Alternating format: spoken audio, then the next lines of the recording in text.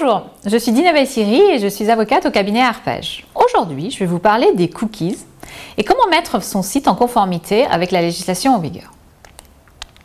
Alors, qu'est-ce que c'est qu'un cookies? Un cookies ou un traceur, ça dépend des personnes. En fait, c'est un logiciel qui va venir collecter des données sur vous et sur votre ordinateur, plus précisément. Alors, on peut avoir affaire aux cookies lorsqu'on consulte un site internet, lorsqu'on lit un mail ou lorsqu'on installe un logiciel ou une application.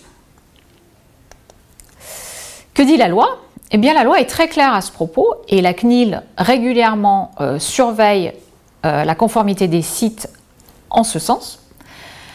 Eh bien, c'est une directive européenne qui est appelée Paquet Télécom, qui vient obliger les personnes qui ont un site internet de donner la possibilité à celui qui vient visiter le site internet ou le logiciel ou le mail d'installer ou de refuser d'installer ce cookie qui viendra collecter des données sur la personne. Donc, au préalable, tous les éditeurs doivent demander le consentement de l'utilisateur avant d'installer le cookie. Ce consentement est valable 13 mois maximum. Certains cookies sont dispensés d'autorisation, mais je ne vais pas rentrer dans les détails aujourd'hui. Comment faire? Eh bien, sachez que dans tous les cas, il vaut mieux appliquer la loi. Il existe certaines exceptions, mais pour bien faire, je vous conseille de systématiquement demander le consentement des personnes qui visitent votre site internet. Alors, sachez que le consentement doit se manifester par une action positive.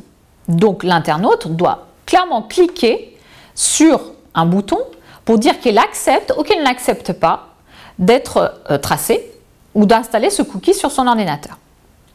Donc, il faut mettre en place un bandeau qui ne disparaîtra pas tant que la personne n'aura pas donné son consentement. Sachez que même si la personne n'a pas donné son consentement, elle doit pouvoir continuer à naviguer sur votre site internet ou utiliser votre logiciel sans problème. Évidemment, la personne doit être informée de la nature des données qui sont collectées par un lien, par exemple, vers un site d'information ou vers une page d'information. En conclusion donc, dans un premier temps, vous devez demander le consentement. Ensuite, vous devez informer l'utilisateur des données que vous collectez. Et enfin, vous devez l'envoyer, si elle le souhaite, sur une page où elle aura plus de détails sur les informations collectées. Sachez qu'il y a une sanction pénale, encore une fois, et c'est 5 ans d'emprisonnement et 300 000 € d'amende en cas de violation de ces dispositions.